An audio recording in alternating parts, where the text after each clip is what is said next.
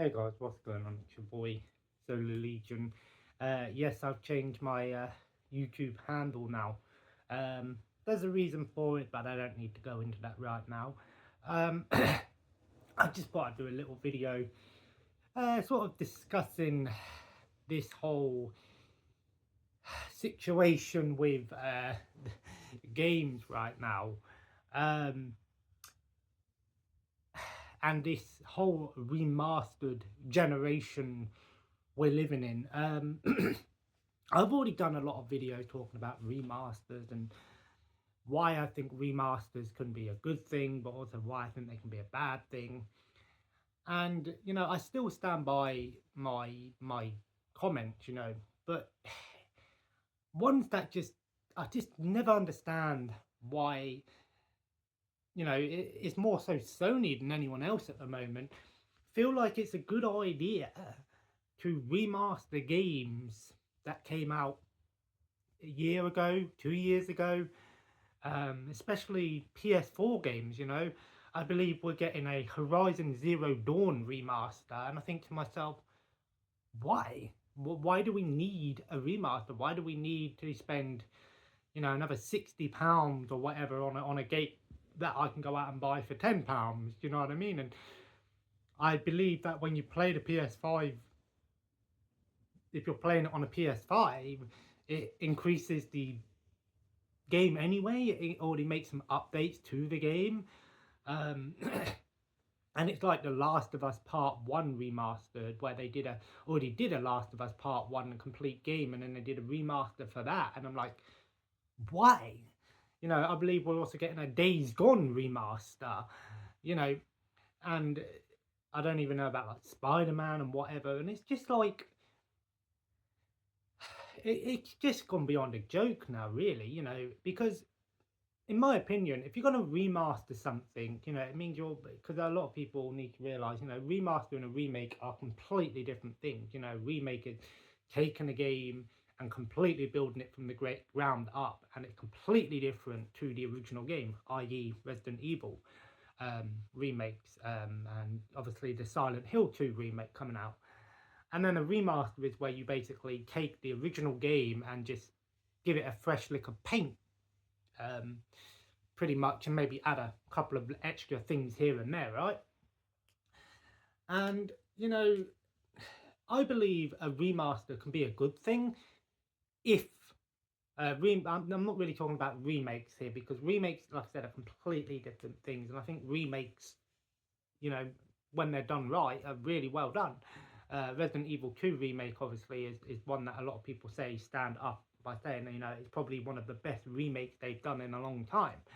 As for Resident Evil 3 remake, and that one wasn't as well received. It had its issues, and then I don't know about 4. I think 4 had did pretty well. So it's been up and down, right? But a remaster, it just seems to me like, if you're gonna remaster something, why not remaster games that haven't been out for quite some time? Why not go back and remaster like PS3 games or Xbox Classic games or PS2 games? That makes more sense rather than doing remasters for games that have been out for maybe a year or two. And it's not to say that the PS5, the PS4, and the Xbox One library of games, the ones that do get remasters, need remasters. I understand maybe bringing out a PS5 version or an Xbox Series version of a PS4 game, um, because maybe it's so you can have the most up-to-date version of it. So instead of going out and going backward, you're meant to be going forward. It's like with that Star Wars Jedi Survivor. They made it a PS4 and an Xbox One version of the game, and it seems like we're going backwards. Isn't the whole idea of gaming is to move forward? I understand, yeah, not everyone has the most up-to-date consoles, so yes, maybe it can be a good thing if you're bringing out what I would call a downgrade version of the game. That can maybe be a good thing, but at the same time, it's like, it's been done. Do you know what I mean? If the game's been out for over a year now and you're bringing out an older version of it, it's kind of like, cool, I get it, but at the same time, from a consumer point of view, it just doesn't make a lot of sense. You know, it just seems to me like more money grabbing. Um, you know, especially like I said, with you know, collecting items and collectors out there. You know, it's like Concord, for example. That's a game I'm seeing people trying to charge thousands of pounds or dollars for a game you can't even play. And who's paying that amount of money for something that's just going to sit on the shelf and do nothing? I don't get it. This is why I stopped collecting games, because, you know, don't get me wrong. Like, if I had the money and if I had a nice house and all of this stuff, yeah, maybe I would start collecting games again. But, you know, practically, it just doesn't make sense for me to start collecting games again, right? But again, going back to that whole remaster thing, why remaster games that don't need remastering? You know, there are some amazing games out there that have never had remasters, that never had remakes. There's still a ton of great classics out there that could be have a remaster. You know, some of the Ratchet and Clank games, for example. There's a Sony IP that Sony could actually go back and go, oh, how about instead of actually remastering a game that came out on PS4, how about we go back and remaster some of those classic Ratchet and Clank games that people know and love?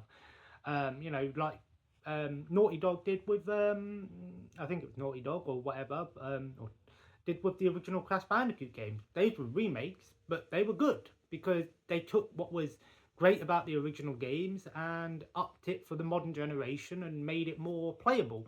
I don't know about you, but going back and playing some of those old PS1 games today is actually, in my opinion, kind of hard to do. Not so much because, well, yes, I guess from a collector's point of view, it can be hard to do. But again, we have emulation and modding and stuff like that. So it is easier to do now than it was, say, 10, 20 years ago. But, you know, going back and playing some of those old 3D games using a D-pad is pretty hard. That's why a remaster is or a remake is great, because if you can fine tune the controls and fix the controls, you know, was great. You know, Star Wars Battlefront 2 remaster, the Star Wars Battlefront Collection remastered. Yes, that game failed to meet the expectations, but it was a welcome surprise because, you know, these were great games that people loved and grew up with. Yes, it had its problems and stuff like that, but it was nice to know that we could play these classic games on the modern generation, on a modern console. Star Wars Bounty Hunter remastered, the Tomb Raider Classic Collection 1, 2 and 3, PS1 games. You know, they make sense. You're taking older games and bringing them to the modern consoles. And a new generation of gamers can enjoy these old games that they never played. Or even people that grew up playing these games can actually go, oh, do you know what? I can actually go back and play these games now because they've fine-tuned the controls, added a few things extra. It looks a bit better. It runs a bit better. That's all I ever want. That's what a remaster should be, is something that runs a little bit better and makes it, you experience those games again, but on a modern console. You don't need to remaster games that already are on modern consoles. Don't do that. What is the point? There are some great games out there that never had the treatment. Time Splitters. Where's the Time Splitters? Come on. I know Time Splitters was added to PS Plus, and I actually played Time Splitters Future Perfect on the PS5, and it ran fantastic. It actually played a lot better than, in my opinion, than the Xbox version that I played actually. But both of them run really well. But I would love to see a remaster. Why not an official remaster? All three games, one package, remastered. You know, better graphics, controls are fine-tuned. Not that the controls really need fine-tuning, especially in the third game. You know, slight improvements and add multiplayer support like they did in Star Wars Battlefront Collection. But that's a different story. You all know what happened with that. But I think it's fixed now.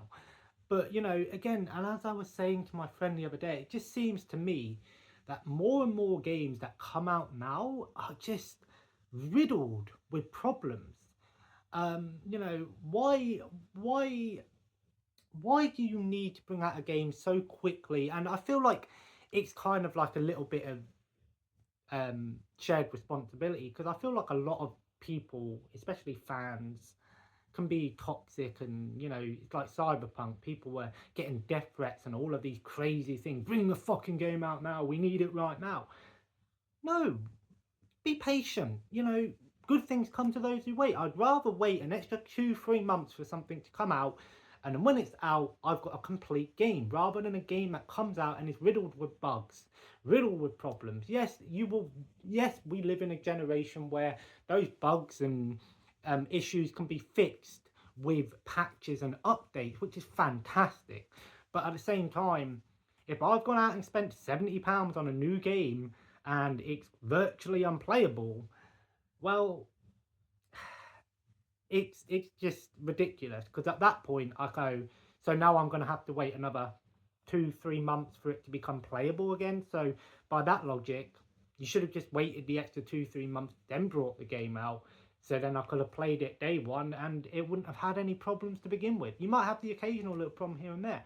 Some people go out there and they never have any problem with these games, you know, but at the same time, it's ridiculous. Games nowadays are just like, if there was 100 games that came out over the space of a year, let's say 15 of those games are AAA titles. I'm talking your top tier developers, the ones that get all the attention, you know, your Call of Duties, your FIFAs, your Battlefields, all of these big games, right? Your God of War, stuff like that. And then let's say the other 85 were smaller developers, indie games, smaller developers, stuff like that. We're not going to really look at those smaller games because, you know, there can be some hidden gems in there, there can be some stinkers, but we're not expecting much from those games, right? Those 15 games that are the top tier games, these are the ones that everyone's going to go for, right? I'd say 5 out of those 15, 5 of those out of those 15 games. Now, this is just probability, this is just how I see it with gaming. Again, there's more, I know. 5 of those games would be amazing, would actually live up to the hype, live up to the expectations.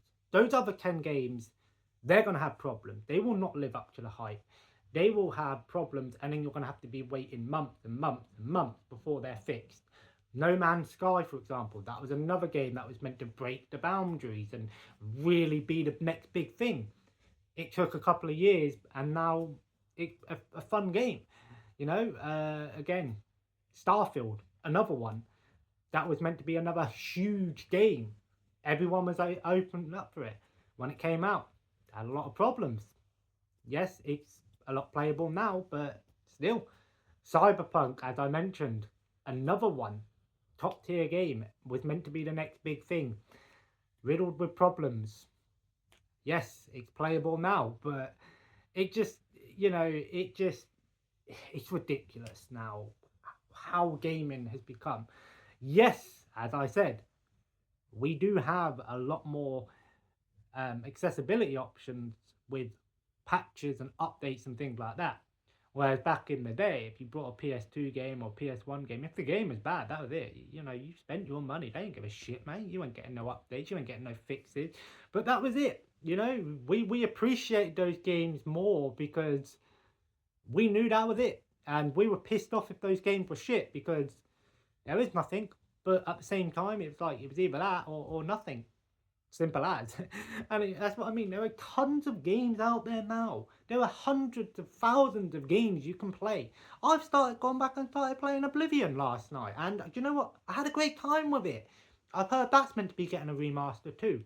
That one, I actually agree with. They've been saying it for months and years now, but apparently it's been leaked. I don't know if it's true or not. But if they do new in Oblivion, that'd be awesome. I would love to see that. Look how many versions of Skyrim we got. Look how many versions of GTA 5 we got. Why not remaster some of the older ones? Oblivion, in my opinion, was probably one of my favourite RPGs of all time. I loved Oblivion. You know, same with like Fallout. You know, a lot of people are saying, how about instead of doing an update for Fallout 76 every month, why don't we get a remaster of New Vegas? That would make a lot of sense. The fan favourites, you know? And instead, what we got was an updated version of Fallout 4 that took fucking years for it to come, right? And again, I think it improved a lot of things. But again, yes, fair enough. Like, That's cool, you know. And the only, I'm going to be honest with you, I think one of the reasons Fallout got a resurgence was because of the TV show. Let's be honest, when the TV show came out, everyone went back and started playing Fallout 4. There's no denying that. And fair play to them, you know, it's good marketing, right? But you know, it just proves my point, you know what I mean? Like, you don't need to get the most up-to-date games, you know. If you can be patient, then when those games come out, you know, it sucks. It really sucks. And this is why I don't care about modern gaming as much as I used to. Don't get me wrong, there are some fantastic games out there that I really want to play. Dragon Ball Sparkling Zero is one of them. I'm hyped about that game. The new Warhammer Space Marine 2, that's another one that I'd like to try out. They just announced a new Ghost, the Ghost, I think it's called Ghost of Yosei, which is the next one in the Ghost of Tsushima series, which I loved Ghost of Tsushima, and in my opinion, I think it was one of the best PS4 games, especially, in my opinion, a great way to end the PS4 life cycle. Yes, more games came out, but in my opinion, it was the last big PS4 game that really, in my opinion, made me go, wow, this was the top tier PS4 game. And there are some fantastic PS4 games as well, you know. So in my opinion, you don't need to wait for Horizon Zero Dawn Remastered to come out and go out and spend £70 on that when it comes out. Go and play the original. You can go and pick it up for maybe like £10 these days, you know, go see it, but get it for £10. Days Gone as well, you know, go pick it up. Yes, it might have a few little problems here and there, but is it really worth spending £60 and waiting months and months to play those games when you can actually go back and pick them up fairly cheap and play them and then go, oh, I've actually enjoyed the game. I don't need to re-buy it, you know, just for those slight graphical enhancements and yes, maybe thing. But again, that's just my opinion. I don't see the point of it.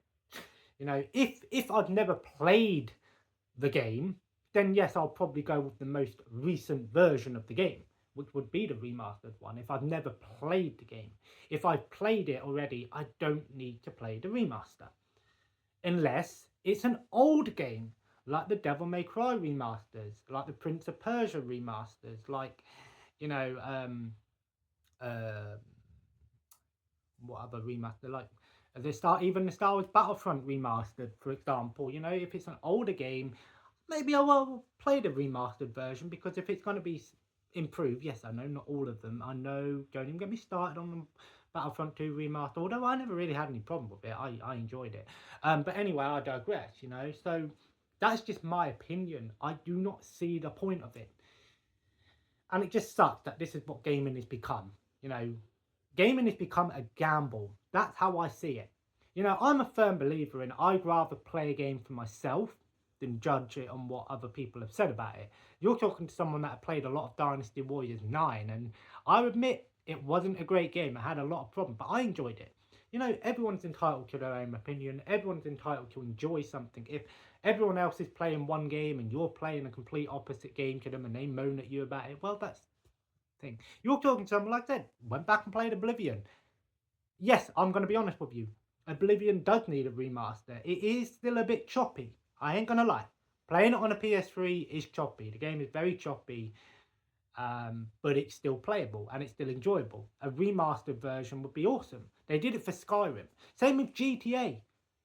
It's crazy to think that in the last 10 years we've had 3 or 4 versions of GTA 5, whereas before that we had maybe 5 or 6 different GTA games in the span of 10 years. It is crazy, right? It is fucking crazy. And I know GTA 6 is going to be what I consider to be the game of the next century, of this generation. You know, it's going to be the big game, right? Because everyone and their mama is going to go and get GTA 6 when it comes out, because they will, me included. But you know what I mean? It's just crazy. And yes, oh, because we need to bring it for the next console, blah, blah, blah. And if a PS6 come out and there was no GTA 5, 6 out, we'd get a PS6 version of GTA 5, wouldn't we? And it's just crazy, man. Like, but I mean, don't get me wrong. There are some games out there that have done a great job of expanding on the game, and I've given it that longevity. You know, even GTA 5, for example, it's had so many updates over the past 10 years. Yes, most of it is in multiplayer, and that's fine. You know, Rainbow Six Siege, for example, is another one. That was a game that's been out back on the Xbox One and is still going to this day, and it's still going strong from what I hear. You know, and if you're making a game and you're giving it a good lifespan of 10 years, yes, some people might say you're milking it, why not bring out the next one? But if something's working for you and you've already got the fan base and you've already got the players, do you really need to bring out a new game? Like, if you're doing well on that, just keep it going. Look at Counter-Strike. You know, we only just got Counter-Strike 2. I think it's out. I think. But look at CSGO and even the original Counter-Strike. People still play those games because they love it, and they've added things over the past 10 years. If you're going to increase the longevity to the game, fair enough, fair play to you. But don't hide it behind paywalls and stuff like that. You know, just if you're going to increase the game's life cycle, fair enough. Everyone's entitled to their own opinion. The biggest fuck you, in my opinion, was Overwatch 2. Like, it was, in my opinion, just, that's it. Like, don't. I played a lot of Overwatch 1 back in the day, and I don't even call Overwatch 2 Overwatch 2. I just call it Overwatch because it's not a new game. It's slightly different. And all of the things that they promised in Overwatch 2, they didn't fucking give it. Apparently, it's going back to the 6v6 situation. Okay, the original Overwatch was 6v6. The whole difference with Overwatch 2 was it's 5v5. Oh, we're going to make it 6v6. Oh, there was going to be a campaign. No, we cancelled the campaign. People didn't want the campaign. Nah. We'll just hide it behind the paywall once again. Battle Pass, all of this crazy stuff. Yes, it's a free-to-play game. I know you've got to make your money one way or another, but I don't know. That's just my opinion.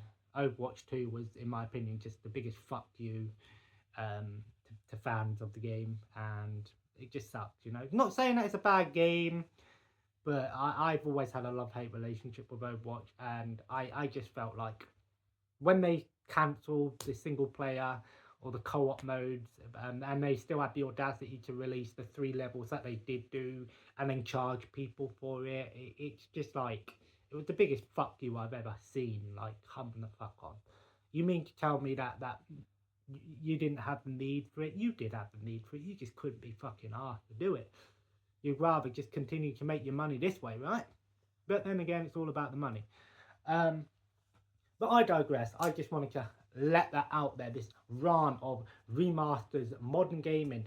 Don't get me wrong, there are some amazing games coming out. There are some fantastic games already out. You know, new Dragon Age coming out again. Baldur's Gate 3 was another fantastic game we've had. God of War Ragnarok, Ghost of Tsushima, you know, and things like that. There's some more amazing games out there. We're probably going to get a Gran Turismo 8 coming out soon, hopefully. There are going to be some amazing games, don't get me wrong. Dragon Ball Sparkling Zero, like I said, looked fucking fire as shit, man. Like, that game looks spot on. Like, that is like my childhood coming back, because Budokai Tenkaichi was my childhood, and I'm so glad that they actually made a game that is going to live up to the hype. Again, it might have a paywall behind it with some of the DLC and things like that, but at the same time, 182 characters, I've seen a lot of the gameplay for it. Gameplay looks fire. So I'm happy with what they've done. You know, well done, Bandai. Well done, Bandai. Thumbs up on that one. But I digress, guys. Anyway, I'm going to leave that there. I'm going to be a bit busy over the next couple of days, so that's why I thought I'd do a video today. Just ranting and raving. Might play a little bit more of Oblivion later. If you're wondering what I went with Oblivion, I've gone with an Argonian, and I've gone with the Thief/Assassin starting class. Not that it really matters in like Skyrim and Oblivion and Elder Scrolls what class you really pick, because all it does is give you a few base bonuses at the start of the game. But it's in those games, I love those games because your skills actually level up by doing those things. So if you punch people, your hand-to-hand goes up. If you speak to people, your speech goes up. I really love that, and that's something I'd love to see incorporated into the next Fallout game, rather than you just pick your perks and you pick your things. doing it, it makes sense. It's more realistic. If I'm gonna with practice comes perfect, right? That's how we would level up in real life, right? You know, if we're a judo expert, the only way we become a judo master is by learning. You know, same with cooking, same with everything. You know, um, it's like going back to like even RuneScape. You know, that had a similar mechanic. Your skills were leveled up by actually doing it, and I love games that incorporate that. And Oblivion, in my opinion, I actually prefer Oblivion to Skyrim, just for the general. Not because it's a better game. Skyrim is the better game, but then again, when the Oblivion remaster comes out or remake or whatever it is, that's one that I'll definitely be getting. I know a lot of people are, oh, Elder Scrolls 6. Let's be honest, we're not going to get that anytime soon. But anyway, if you enjoyed this video, feel free to leave a like and comment below. Let me know what you think about the state of gaming today, what you think about remasters, remakes, all of the generalization of gaming, and whether or not you actually follow all of that stuff or you just stick to your own path and play whatever you want to fucking play. Do you? And as always, guys, subscribe if you haven't already and join the family. Yes, I know my hair is fucking crazy right now. Hopefully, I'll be getting it sorted out soon.